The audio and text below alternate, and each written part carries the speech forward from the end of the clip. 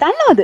කෙසෙල් කෑවම මදුරුව විදිනවා වැඩි කියලා. ඔයා විනාඩියකට කලින් කෙසෙල් ගෙඩියක් කෑවනම් එහෙම නැත්නම් බියර් එකක් බිව්වනම් අන්න අර මදුරුවා එන්නේ ඔයාව හොයාගෙනම තමයි.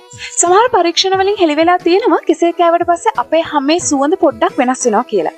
කෙසෙල් වල තියෙන ඇමිල් ඇසිටේට් වගේ රසායනික දේවල් අපේ දහඩියත් එක්ක පිට වෙද්දි මදුරුව එකට ගොඩක් ආකර්ෂණය වෙනවලු. හැබැයි මේක හැමෝටම එක වගේ බලපාන්නේ නැහැ. කෙසෙල් වලට අමතරව බියර් බොන එක වගේම ඔයාගේ ලේ වර්ගයත් බලපානවා.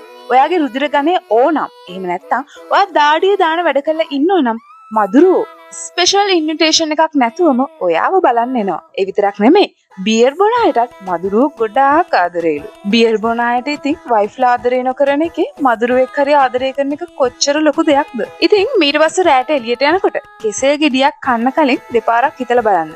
මේ වගේ පුදුම හිතෙන දේවල් හැමදාම දැනගන්න අපේ channel එක අදම subscribe කරන්න. බියර් එකක් බීලා කෙසෙල් ගෙඩියක් කාලා පොඩ්ඩක් එළියට වෙලා ඉඳලා මේ කතාව ඇත්තද කියලා ටෙස්ට් කරලා බලන්නත් ඔයාලට පුළුවන්. පහලින් කමෙන්ට් එකක් දාන්න අමතක කරන්න එපා.